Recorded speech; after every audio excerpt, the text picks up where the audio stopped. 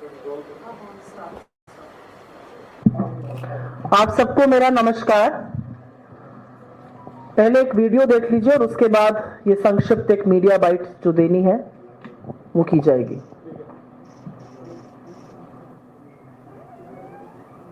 New Jersey का, जहां New York airport पर एक भारतीय छात्र को अपराधियों की तरह जमीन पर पटका गया और हथकड़ी लगाकर भारत डिपोर्ट किया गया।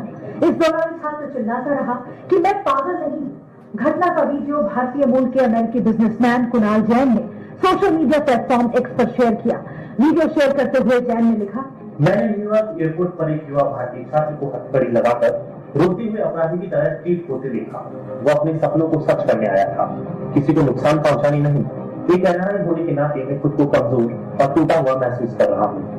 इसके साथ ही उन्होंने कहा कि यहाँ हर दिन इस तरह के 3 से 4 मामले सामने आते हैं। छात्र वीजा लेकर सुबह फ्लाइट से आते हैं, किसी कारण से इमिग्रेशन अथॉरिटीज को आने का कारण नहीं समझा पाते और शाम की फ्लाइट से हाथ पैर बांधकर मुजरिमों की तरह भेज दिए जाते हैं। जैन ने भारतीय दूतावास और विदेश मंत्री एस जयशंकर से इस मामले में हस्तक्षेप करने। आप सबको मेरा नमस्कार पुनः से। ये वीडियो देखकर मन बहुत व्यथित होता है और इसलिए परेशान और व्यथित होता है क्योंकि भारत के एक नागरिक के साथ बर्बरता हो, उसको पटका जाए जमीन पर, जूतों तले रौंदा जाए, उसको हथकड़ी पहनाई जाए, ये देखकर वाकई में मन परेशान होता है। जैसा कि इसमें बताया गया, ये न्यूयॉर्क एयरपोर्ट का मामला है। वहां पर भारतीय मूल का ये छात्र था और वो गिड़गिड़ाता रहा और अमेरिकी पुलिस ने एक नहीं सुनी, वो गिड़गिड़ाता रहा और उन्होंने उसको हथकड़ी बांधकर डिपोर्ट किया। ये जो छात्र है, और ये पहला मामला नहीं है, ये लगातार हम देख रहे हैं कि छात्रों को इस तरह से बंधक बनाकर, इस तरह से उनके साथ जाहिलियत करके उनको डिपोर्ट किया जा रहा है। ऐसा क्यों हो रहा है? और ये कौन है? ये वो लोग हैं जो अपने आंखों में कुछ सपने लेकर, कुछ आकांक्षाएं लेकर अमेरिका पहुंचते हैं। ये कोई आतंकी नहीं है, ये कोई गुंडे नहीं है, ये कोई मवाली नहीं है, ये कुछ सपने साकार करने वहां पर गए हैं और उनके साथ जानवरों जैसा सलूक करने का किसी को अधिकार नहीं है। लेकिन अमेरिका लगातार भारतीय मूल के लोगों के साथ बर्बरता कर रहा है, उनका अपमान कर रहा है और बार बार हमें धौंस दे रहा है। भारतीय मूल के स्टूडेंट्स के साथ यह हो रहा है। भारतीय मूल के स्टूडेंट्स का वीजा प्रोसेस नहीं हो रहा है, उनका बैकलॉग होता जा रहा है, उनके एडमिशंस रिजेक्ट हो रहे हैं, लगातार यह काम हो रहा है। अमेरिका ने हमारे 682 लोगों को हथकड़ी पहनाकर, बेड़ियां बांधकर, बंधक बनाकर अपने मिलिट्री जहाज से हिंदुस्तान भेजा। जानवरों की तरह बर्ताव करने का यह कौन सा सलूक है? यह कौन सा तरीका है? और किसने आपको इजाजत दी है कि आप भारतीय मूल के लोगों के साथ यह करिए? असलियत यह है कि अमेरिका के राष्ट्रपति एक बार नहीं, बार बार हमारा अपमान कर चुके हैं। 12 बार वो श्रेय लेते हैं सीज फायर का। वो पाकिस्तान और हमारा नाम एक साथ ले रहे हैं, हमें समकक्ष लाके खड़ा कर रहे हैं। यहां तक कह रहे हैं मैं तो पाकिस्तान की तारीफ करूंगा, कुछ लोगों को अच्छा नहीं लगेगा। वो शहबाज शरीफ आतंकी मुल्क के प्रधानमंत्री को एक बहुत अच्छा और बहुत गद्दावर नेता बता रहे हैं। मोदी जी कुछ नहीं बोलते हैं। वो लगातार हमें ट्रेड की धमकी दे रहे हैं, वो हमें टैरिफ की धमकी लगा रहे हैं। जिस दिन मोदी जी अमेरिका में थे, अमेरिका की सरजमी पर थे, वहां पर वो इंडिया को अब्यूजर, वेस्टर एंड फ्रॉड बता रहे थे।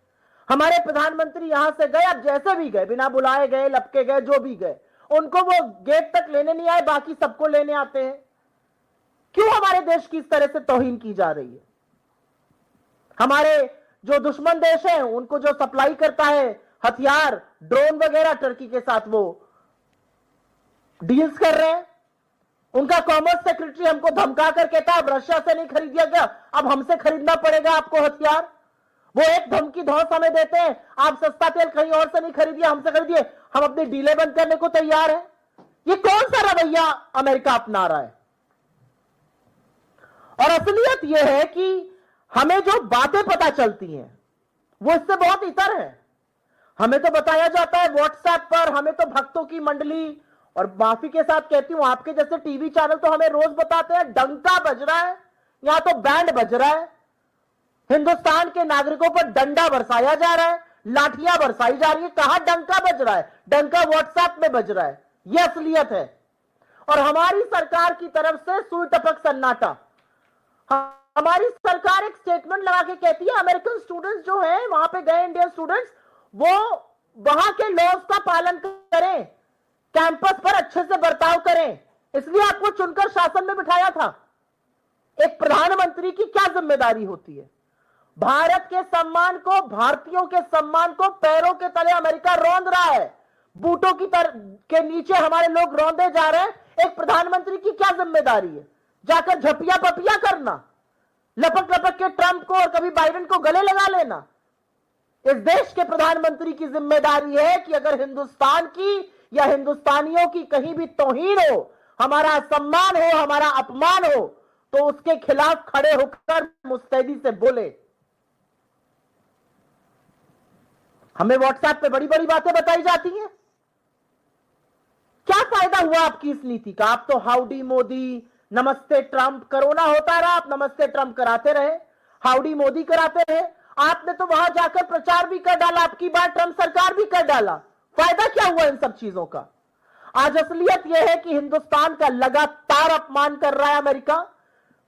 डोनाल्ड ट्रंप ही नहीं, उनके सारे सेक्रेटरीज, चाहे वो हार्वर्ड लिटविक हो, चाहे वो रूबियो, बार बार पाकिस्तान और हिंदुस्तान का को एक साथ खड़ा कर रहे हैं, और जो हमारे भारतीय मूल के लोगों के साथ किया जा रहा है। आपके यहां कोई गैर नियम से आया है, बिल्कुल आप एक्शन लीजिए। आप नेपाल में कमर्शियल फ्लाइट भेजते हैं और आप हिंदुस्तान में मिलिट्री जहाज में लोगों को बेड़ियां और हथकड़ियां पहनाकर भेजते हैं, और हमारे विदेश मंत्री झूठ बोलते हैं कि ऐसा पहले भी हुआ है। ऐसा कभी पहले नहीं हुआ है। और असलियत यह है कि पहला हवाई जहाज यहां उतरने के बाद नरेंद्र मोदी जी ट्रंप से मिले थे, और हमें लग रहा था कि 145 करोड़ का प्रधानमंत्री जब डोनाल्ड ट्रंप से मिलेगा तो वो कहेगा मेरे लोगों के साथ इस तरह का अपमान, इस तरह की तौहीन करने की आपकी हिम्मत कैसे हुई। लेकिन उसके बाद एक और हवाई जहाज उतरा और उसमें और बर्बरता थी, उसमें बच्चे और महिलाएं भी थी। ये वीडियो और ऐसे तमाम वीडियो व्यथित करने वाले हैं। इस मंच से हमारी एक ही अपील है कि प्रधानमंत्री बिना विलंब किए, बिना इधर उधर की बात किए, बिना जलेबी छाने प्रधानमंत्री फोन उठाएं, अमेरिका के राष्ट्रपति से बोले हमारे लोगों के साथ बदसलूकी करने की जरूरत आप मत कीजिए। हम 145 करोड़ का देश है, हम इतनी हमारी हैसियत है कि अगर हमारे लोगों के साथ कोई कुछ करेगा तो हम प्रतिकार कर सकते हैं। प्रधानमंत्री को यह बोलना चाहिए, और अगर प्रधानमंत्री ये नहीं बोलते हैं तो यह माना जाएगा कि यह सब प्रधानमंत्री की मर्जी से हो रहा है। क्योंकि प्रधानमंत्री खामोश क्यों है? हमारा एमईए क्या कर रहा है इस पर? किस बात का डर है मोदी जी को? वो तो वॉर रुकवाने वाली बातें करते थे, अपने लोगों को बूटों के तले रोंदना नहीं रुकवा पा रहे। तो इस मंच से अपील है कि जो भारतीयों के साथ हो रहा है उसको तुरंत तत्काल प्रभाव से रोका जाए। I will very briefly make a statement in English on this. This is an extremely important matter. It's a matter that concerns each one of us. What you saw in this video is an Indian student who has gone to America with dreams, with aspirations. It's all right, we played the video. With dreams and with aspirations, and the reality is that he is being treated by like a hardened criminal. He is being handcuffed. He's being beaten up. He's being deported for what? Because he went to America with some dreams in his eyes. And this is not happening to the first student. This has happened to multiple students. Where on some context or the other, they are being manhandled, they are being booted out, and they are being deported out of America. Our students, the backlog is increasing as far as visas is concerned. Admissions are being denied, and not just that. 682 Indians were handcuffed. They were put in military planes and sent back to India. If anybody has broken any law to be in your country, there is a humanitarian effort, there is a human way to behave with them. For countries like China and Nepal, America sends people in commercial flights and our people were stuffed into a military aircraft, and you should have read and heard their ordeal. They could not defecate, they could not urinate for multiple hours at a stretch, women and children alike. And not a squeak from our government. What is our government doing? America is constantly insulting us. The President of America, Donald Trump, has said not once, not twice, but 12 times that he's brought the ceasefire between India and Pakistan. Our Prime Minister doesn't utter a word. He keeps saying, I threatened them with a trade deal. The Prime Minister doesn't utter a word. He has threatened us with tariff, not a squeak from New Delhi. He talks about, he calls India abuser, waste and fraud, while Mr. Modi is on American soil, not a squeak. The reality is he did not even come to receive Mr. Modi at the gate like he received every state head. And I think this cannot be taken lying down.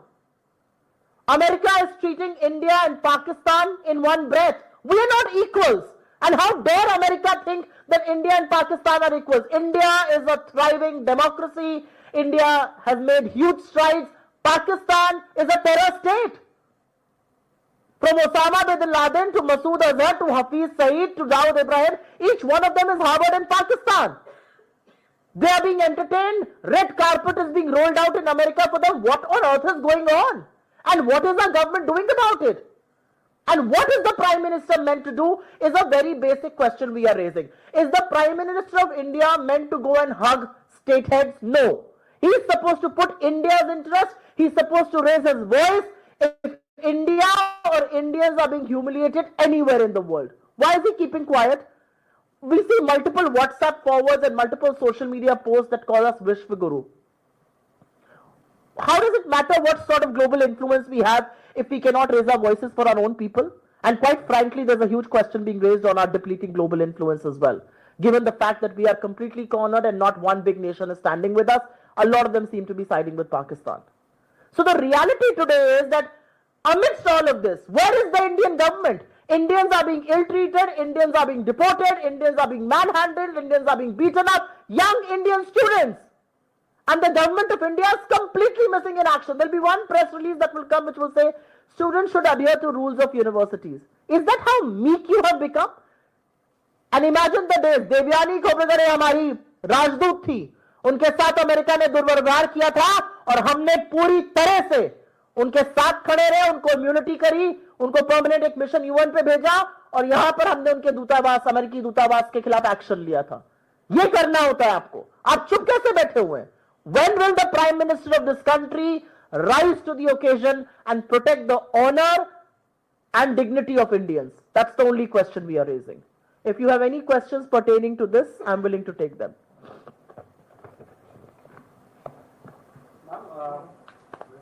हाँ जी बोलिए.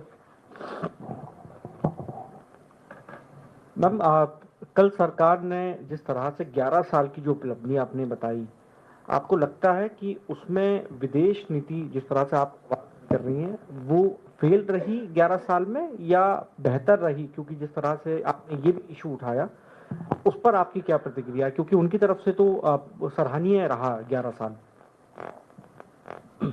सरकार अपनी विफलताएं खुद तो नहीं बताएगी, लेकिन दुनिया देख रही है हमारी विफलता क्या रही विदेश नीति पर. असलियत यह है कि हमारे सदाबहार मित्र रूस, क्या आपने रूस के मुंह से एक शब्द सुना इंडिया पाकिस्तान के बीच में जो हुआ? क्या रूस हमारे लिए एक बार उठकर खड़ा हुआ, एक बार बोला? It's an all weather ally, हमारा सदाबहार मित्र. असलियत यह है कि हमारे नेबरहुड में नेपाल से लेकर श्रीलंका, म्यांमार, मालदीव, सब पर चीन अपना इन्फ्लुएंस बढ़ाता जा रहा है. चाइना और पाकिस्तान हम प्याला हम निवाला हुए पड़े. अमेरिका लगातार हमें और पाकिस्तान को समकक्ष खड़ा कर रहा है. क्या विदेश नीति है हमारी? हमारी विदेश नीति यह है कि हमारे लोगों को हथकड़ियां डालकर भेजा जा रहा है. हमारी विदेश नीति यह है कि एक यंग स्टूडेंट जिसका पूरा जीवन, जिसका पूरा करियर उसके आगे पड़ा हुआ है, जो होनहार रहा होगा तभी वहां पहुंचा, उसको पागल साबित करने की कोशिश कर रहे हैं, उसको हथकड़ियां पहनाकर वापस भेज रहे हैं. और हमारी सरकार मूक दर्शक बनी हुई है. हमारी क्या विदेश नीति है? चाइना हमारे घर में घुसकर बैठा हुआ और हम चाइना से लगातार ट्रेड कर करके ट्रेड डेफिसिट को $100 बिलियन पे पहुंचा रहे हैं. हमारी क्या विदेश नीति है कि हम सस्ता तेल खरीद रहे थे और अमेरिका ने जैसे ही डपटा हमने वो खरीदना बंद कर दिया. हमारी क्या विदेश नीति है? मैं ये जानना चाहती हूं. हमारी विदेश नीति एक आदमी की छवि चमकाना, उसकी छवि सुधारना, पपियां झपियां की फोटो लगाना, वो है हमारी विदेश नीति, हमारी कूटनीति इन दो चीजों से रिप्लेस कर दी गई है। बस, थैंक यू वेरी मच, बहुत बहुत धन्यवाद आपका।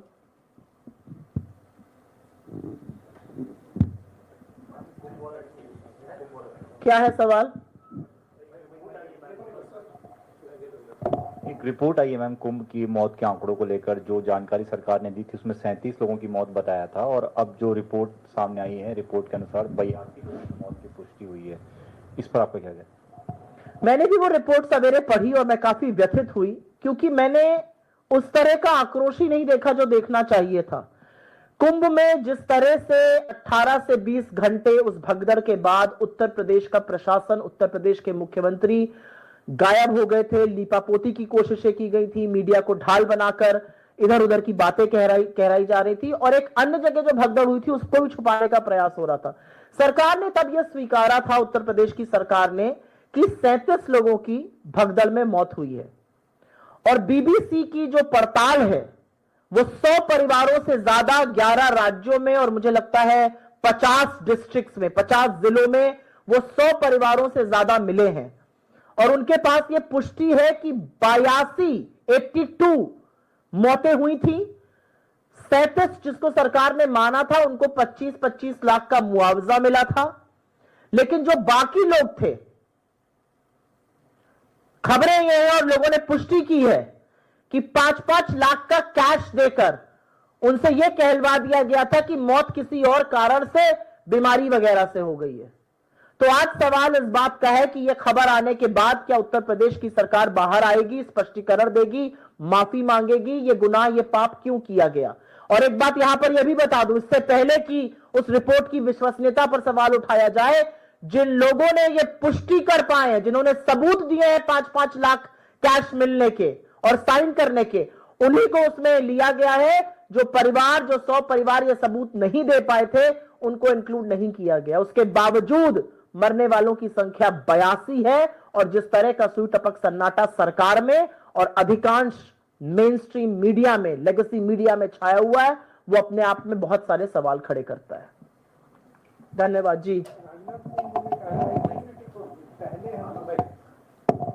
रक्षा मंत्री राजनाथ सिंह ने कहा कि पहले हम जो है हथियारों का आयात करते थे, अब जो है एक भरोसेमंद निर्यातक देश जो है वो हम बन गए हैं। लगभग 23,622 करोड़ रुपए के हथियारों का हमने निर्यात किया है। कैसे? राजनाथ सिंह जी बहुत सारी बातें कहते हैं और राजनाथ सिंह जी से सिर्फ एक ही सवाल है, आप आयात के फिगर, आप निर्यात के फिगर, आप प्रोडक्शन के फिगर, आप असेंबली के फिगर सब गिनाइएगा। ये सब काम उस दिन करिएगा जिस दिन पहलगाम के आतंकी पकड़े जाएंगे। आपकी जानकारी के लिए बता दूं कि 9 जून 2024 जिस दिन नरेंद्र मोदी ने प्रधानमंत्री पद की तीसरी बार शपथ ली थी, और आज 10 जून 2025 है, इस एक साल में 90 लोगों की, 1-2 नहीं 90 लोगों की आतंकवादियों के हाथ मौत हुई है। उसमें हमारे सुरक्षा बल शहीद हुए हैं, उसमें नागरिकों की हत्या हुई है, और उसमें पहलगाम शामिल है, उसमें रियासी शामिल है, उसमें तमाम जगह शामिल है। आपको शायद जान के हतप्रभ होगा कि जिस बस में 9 श्रद्धालुओं की जान ले ली गई, एक आदमी अभी तक गिरफ्तार नहीं हुआ है उसमें। तो इस सरकार का जो पूरा तंत्र है वो अगर मीडिया की ढाल ना हो तो चल नहीं सकता है। जलेबी बनाना, आंकड़ों के साथ खिलवाड़ करना कीजिए, पहलगाम के आतंकी कब पकड़े जाएंगे उस पर चर्चा कीजिए। उस पर चर्चा करने की आप लोगों की हैसियत नहीं है। और उस पर एक सवाल है, अगर वो हिंदुस्तान की सरजमी में है, हमारी सरहद के अंदर है, तो क्यों नहीं पकड़े गए अभी तक? और अगर वो 200 किलोमीटर का दूरी नाप कर पाकिस्तान चले गए तो आपने सीज फायर कैसे कर लिया? इस बात का जवाब राजनाथ सिंह जी दें। जी। नड्डा जी ने कहा है कि कांग्रेस ये कहती रही कि गरीबी हटाओ, लेकिन हम लोगों ने वास्तव में गरीबी हटाई है। 27 करोड़ लोग गरीबी रेखा से बाहर निकल। देखिए, खड़े होकर इस चौराहे पर आप 27 करोड़ क्या 145 करोड़ कह दीजिए, कौन पूछने वाला है? जिस प्रेस कॉन्फ्रेंस को मैंने भी देखा था, जिस प्रेस कॉन्फ्रेंस में वो ये बड़े बड़े बयानबाजी कर रहे थे, कौन उनको पूछ रहा था? किसने उनसे प्रत्युत्तर किया था? असलियत यह है कि नड्डा जी हों या उनकी पार्टी के लोग हों, आप बड़े बड़े आंकड़ों के साथ खिलवाड़ कर सकते हैं, लेकिन प्रत्यक्षम किम प्रमाणम, इस देश में बचत 11.5 लाख करोड़ थी, आधी होकर 6.5 लाख करोड़ हो गई है। इस देश में अपना सोना गिरवी रख के घर चलाने वालों की संख्या 71% बढ़ गई है। इस देश में बेरोजगारी का ये आलम है, एक पियोन की नौकरी करिए, पीएचडी और एमबीए लाइन में खड़े हुए हैं। इस देश में महंगाई का ये आलम है कि 19 लोग रोज आर्थिक तंगी से आत्महत्या कर रहे हैं। किनको आपने उबारा है? और मैं आपसे एक सवाल करती हूं, आपके 11 साल की सत्ता का, 11 साल की सरकार का जिसको लेखा जोखा कहते हैं वो ये है कि आपको 80 करोड़ लोगों को फ्री का राशन देना पड़ रहा है, क्योंकि अगर वो नहीं दीजिएगा तो वो लोग भूखमरी से मर जाएंगे। ये आपकी उपलब्धि है, अन्यथा कोई उपलब्धि नहीं है। धन्यवाद।